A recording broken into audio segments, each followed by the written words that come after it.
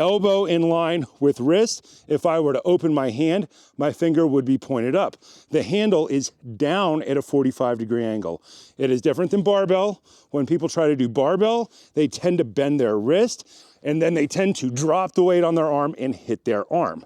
What we are going to practice with a couple of drills here is getting to this position comfortably. Learning the kettlebell grip is not something you should skip. You should maybe run a whole program about it, especially if you've been injured, especially if you're coming from some other type of training.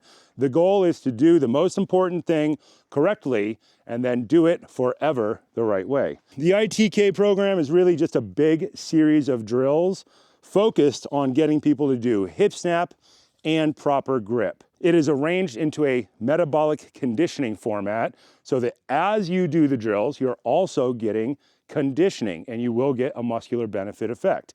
If you start with a lightweight and you go to a heavyweight, it works. The great thing about ITK is people tend to do it when they're brand new to training.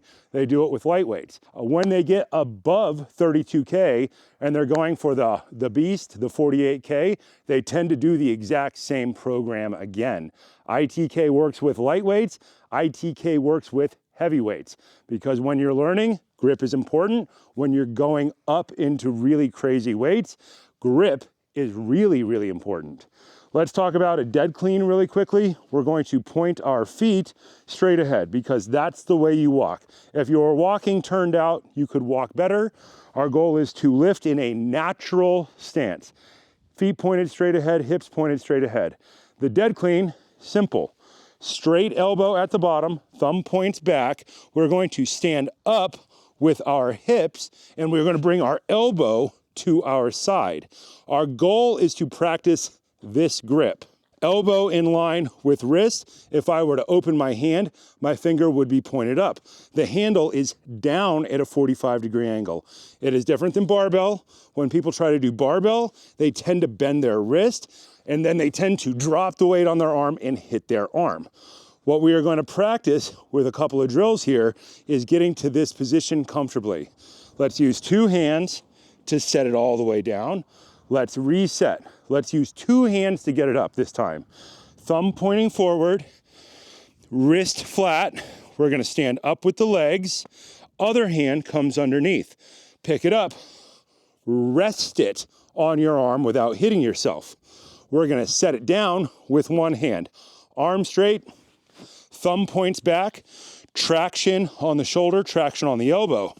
Reset, pick it up. The weight does not go over my wrist, it's going to go around my wrist. We're gonna get our 45-degree angle down. It's setting in the right spot. We're gonna set it down with one hand. Thumb points back. Reset, pick it up. Get it into position without hurting yourself. Thumb points down, set it down. Now let's try it with one hand. The kettlebell goes around my hand into a comfortable position. In the beginning, pressure on the arm is uncomfortable. As you do it more, your body gets used to the pressure on your arm. This is why we tell people to start with light weights. The goal is to get the proper alignment and get an adaptation. Thumb points down. Straight elbow, starting with the legs, not with the arm. Pick it up, it goes around my wrist. Proper catch. Set it all the way down. The goal of the dead clean is to get to a swing clean. We're starting with our feet pointed straight ahead. Step back 12 to 18 inches. We're gonna start by just swinging the weight. Thumb points down. We're gonna hike the weight back and we're gonna let it swing up. Straighten the legs, snap the hips. Keep the thumb pointed back. When we are done, set it back down out in front. You are not done until you have set it down. Most people get hurt in the beginning here, and they get hurt setting it down. When you've gotten good at that, we're gonna do a swing clean. Step back, feet pointed straight ahead, because that's the way we should walk. Thumb points down, grabbing the corner of the bell. Push it back, elbow tight, weight goes around the wrist. It should be gentle in the beginning. Let's push it back. Touch it back down out in front. Recheck your hip position. It's a deadlift position. If your legs are straight and your back is round, our goal is to learn how to sit back, away from the weight, chest forward, eyes up. Push it back, catch. If this hurts, slow down. Get a lighter weight, figure out how to go around the wrist. Push back. The push back is hard, the catch is easy. Power, gentle. Push back, touch. There are a lot of drills designed to get you to do this better. The better you get with this, the heavier the weight you can use, the faster you can move. If you move a 50-pound weight 10 times in a minute, and then you go to moving a 50-pound weight 20 times in a minute, you are definitely getting better. If you master the kettlebell clean, then that opens up an infinite amount of training for you to do absolutely anywhere. A kettlebell is light. It'll fit in the back of your car. It could fit on the back of your motorcycle.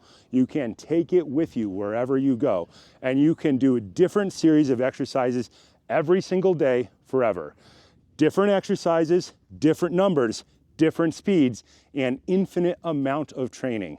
There is no way to run into the end of kettlebell training if you can do the clean correctly.